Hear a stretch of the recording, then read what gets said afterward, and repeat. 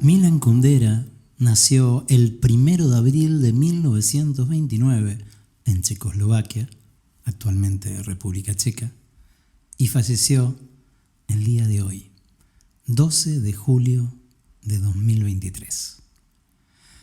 Por eso vamos a homenajearlo leyendo algunos fragmentos de su obra más conocida, que es La insoportable levedad del ser. Y antes me gustaría contarte un poco, muy a vuelo de pájaro, quién fue Milan Kundera. Kundera estudió literatura y cine, y desde muy joven se involucró en la escena literaria y política checoslovaca, y hasta fue miembro del Partido Comunista en sus primeros años. Sin embargo, después de la invasión soviética de Checoslovaquia en el 68, se distanció del partido y hasta fue objeto de censura por parte del régimen. La fama internacional de él comenzó a crecer con la publicación de La Broma en el año 67, pero sin embargo fue con su obra maestra, La insoportable levedad del ser, en el año 84 que lo hemos conocido a nivel internacional. Yo creo que esta novela es una obra literaria que va más allá de una simple narrativa, porque se adentra en las profundidades de la existencia humana. Aborda la filosofía del amor, la lucha, la fidelidad, y es como que pelea por encontrar significado en un mundo absurdo. A través de la complejidad de sus personajes y con una prosa poética muy refinada, Kundera creo que aborda temas universales que nos invitan a reflexionar sobre toda la condición humana en general. Ya desde el título, ¿no?, que encapsula el núcleo del libro, ¿no?, la levedad, alude o sugiere la fugacidad, la falta de peso en el gran esquema del universo. A mí lo que me atrajo mucho de esta novela es cómo plantea de alguna forma que nuestra existencia resulta efímera, que nuestras acciones carecen de trascendencia. Sin embargo, esa levedad también puede ser como insoportable, ya que nos enfrenta a la angustia existencial de la libertad y esa responsabilidad de cada una de nuestras elecciones y como que somos presos de nuestras decisiones. Lo vamos a explorar en el capítulo 1, cómo de alguna manera hace referencia al eterno retorno de Nietzsche y cómo trae estos temas de una manera muy literaria y si bien de alguna forma liviana, trae consigo sus dagas, ¿no? Trae sus filosos cuchillos donde nos deja planteos existenciales y nos invita a reflexionar, nos interpela de alguna manera. No tendremos tiempo para leer la novela completa, simplemente haremos algunos párrafos, pero sí es interesante explorar o analizar la estructura narrativa porque entrelaza la historia de los distintos personajes, pero cada uno en un rol protagonista. Tomás, Teresa, Sabina y Franz están como atrapados en una red de relaciones tumultuosas, en una constante búsqueda de una conexión significativa en un mundo que parece desprovisto de sentido. Hay algo de existencialismo en sus miradas, en su sentir, ¿no? Y sus elecciones y sus acciones ejemplifican de alguna forma las complejidades de la existencia humana y las contradicciones inherentes a nuestras propias vidas. Yo creo que las contradicciones en las que cae Tomás o en las que cae Teresa, incluso en las conversaciones que mantienen entre ellos, de alguna forma exponen esas mismas contradicciones en las que yo me encuentro. Yo como lector me encuentro representado en la voz de ambos personajes. Y esto creo que Kundera lo logra con cierto éxito.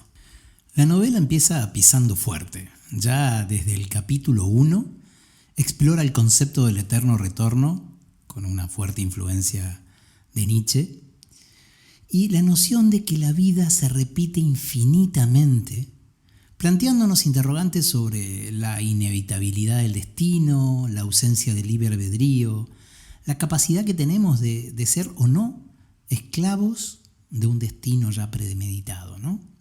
Y acá el autor cuestiona si nuestras vidas son simplemente ciclos sin fin o si estamos condenados a repetir los mismos errores una y otra vez.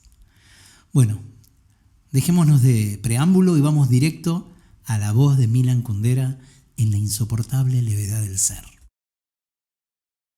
Primera parte. La levedad y el peso. 1. La idea del eterno retorno es misteriosa y con ella Nietzsche dejó perplejos a los demás filósofos. Pensar que alguna vez haya de repetirse todo tal como lo hemos vivido ya y que incluso esa repetición haya de repetirse hasta el infinito. ¿Qué quiere decir ese mito demencial? El mito del eterno retorno viene a decir, per negationem, que una vida que desaparece de una vez para siempre, que no retorna, es como una sombra, carece de peso, está muerta de antemano y, si ha sido horrorosa, bella, elevada, ese horror, esa elevación o esa belleza, nada significan. No es necesario que los tengamos en cuenta. Igual que una guerra entre dos estados africanos en el siglo XIV que no cambió nada la faz de la tierra, aunque en ella murieran, en medio de indecibles padecimientos, 300.000 negros. ¿Cambia en algo la guerra entre dos estados africanos si se repite incontables veces en un eterno retorno? Cambia. Se convierte en un bloque que sobresale y perdura, y su estupidez será irreparable. Si la Revolución Francesa tuviera que repetirse eternamente, la historiografía francesa estaría menos orgullosa de Robespierre. Pero dado que habla de algo que ya no volverá a ocurrir, los años sangrientos se convierten en meras palabras, en teorías, en discusiones. Se vuelven más ligeros que una pluma. No dan miedo. Hay una diferencia infinita entre el Robespierre que apareció solo una vez en la historia y un Robespierre que volviera eternamente a cortarle la cabeza a los franceses. Digamos, por tanto, que la idea del eterno retorno significa cierta perspectiva desde la cual las cosas aparecen de un modo distinto a como las conocemos. Aparecen sin la circunstancia atenuante de la fugacidad. Esta circunstancia atenuante es la que nos impide pronunciar condena alguna. ¿Cómo es posible condenar algo fugaz? El crepúsculo de la desaparición lo baña todo con la magia de la nostalgia. Todo, incluida la guillotina. No hace mucho me sorprendí a mí mismo con una sensación increíble. Estaba hojeando un libro sobre Hitler y al ver algunas de las fotografías me emocioné. Me habían recordado el tiempo de mi infancia. La viví durante la guerra.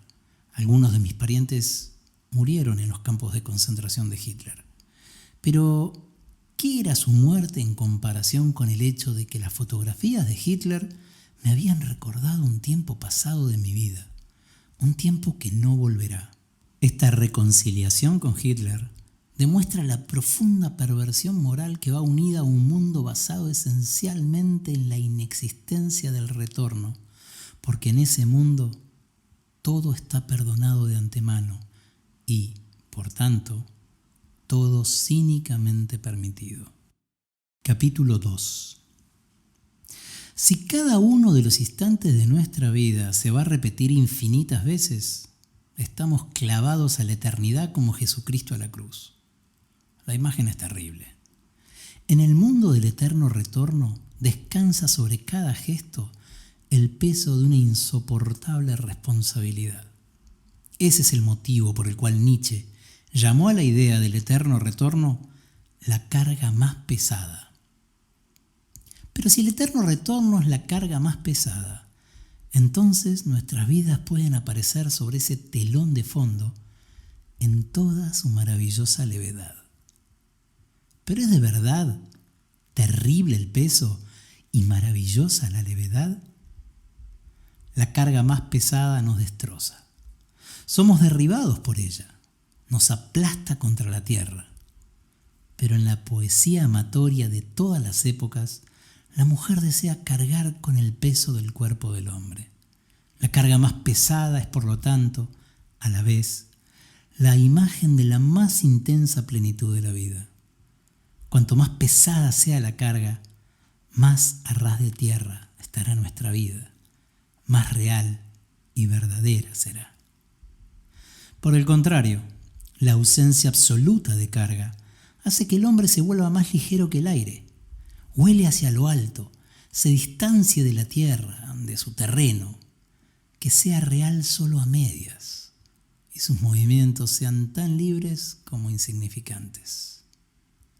Entonces, ¿qué hemos de elegir? ¿El peso o la levedad? Este fue el interrogante que se planteó Parménides en el siglo VI a.C. A su juicio, todo el mundo estaba dividido en principios contradictorios: luz-oscuridad, sutil-tosco, calor-frío, ser-no ser. Uno de los polos de la contradicción era, según él, positivo, la luz, el calor, lo fino, el ser, y el otro negativo. Semejante división entre polos positivos y negativos puede parecernos puerilmente simple, con una excepción. ¿Qué es lo positivo? ¿El peso o la levedad?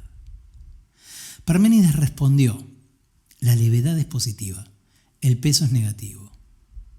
¿Tenía razón o no? Es una incógnita. Solo una cosa es segura: la contradicción entre peso y levedad es la más misteriosa y equívoca de todas las contradicciones. Capítulo 16. A diferencia de Parménides, para Beethoven el peso era evidentemente algo positivo. Una decisión de peso va unida a la voz del destino. El peso, la necesidad y el valor son tres conceptos internamente unidos. Solo aquello que es necesario tiene peso. Solo aquello que tiene peso vale. Esta convicción nació de la música de Beethoven, y aunque es posible, y puede que hasta probable, que sus autores hayan sido más bien los comentaristas de Beethoven y no el propio compositor, hoy la compartimos casi todos. La grandeza del hombre consiste en que carga con su destino como Atlas cargaba con la esfera celeste a sus espaldas. El héroe de Beethoven es un levantador de pesos metafísicos. Segunda parte. El alma y el cuerpo. Capítulo 2. Tercer párrafo. Desde que sabemos dominar todas sus partes, el cuerpo desasosiega menos al hombre. Ahora también sabemos que el alma no es más que la actividad de la materia gris del cerebro. La dualidad entre el cuerpo y el alma ha quedado velada por los términos científicos y podemos reírnos alegremente de ella como de un prejuicio pasado de moda. Pero basta que el hombre se enamore como un loco y tenga que oír al mismo tiempo el sonido de sus tripas. La unidad del cuerpo y el alma, esa ilusión lírica de la era científica, se disipa repentinamente.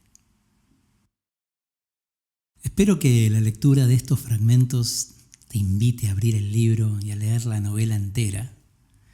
Podemos ver que la insoportable levedad del ser es una obra maestra, porque nos desafía a reflexionar sobre aspectos fundamentales de la vida y la existencia. A través de su prosa poética y con su barniz filosófico, Kundera nos está invitando a enfrentar la fugacidad de nuestras vidas, a cuestionar nuestras convicciones y a buscar la belleza en la imperfección e incluso en la contradicción. Si tuvieras que asociar un color a esta obra, ¿qué color elegirías? Yo me inclinaría por el azul, por ejemplo, porque a mí el azul me evoca una sensación de profundidad, introspección y misterio, cualidades que son prominentes en esta novela. Bueno, en esta novela, y creo que en toda la obra de Milan Kundera, que a menudo explora estas complejidades, estas emociones sutiles y esas preguntas sin respuesta, que nos deja en la frontera de la incertidumbre, pero que celebro, porque lo considero mejor, porque cualquier respuesta sería un límite, cualquier certeza sería un techo. Bueno, espero que este pequeño homenaje en este día tan especial, donde el mundo será un poquito más pobre porque Milan Kundera nos dejó, te animes a ir al libro. Y antes de acudir al libro, quiero invitarte a que dejes tu comentario. Quiero que nos compartas cuál fue tu experiencia al leer el libro o al escuchar este audio, e incluso también nos compartas si tuvieras que asociar un color a esta obra de Milan Kundera, ¿cuál sería para ti y por qué?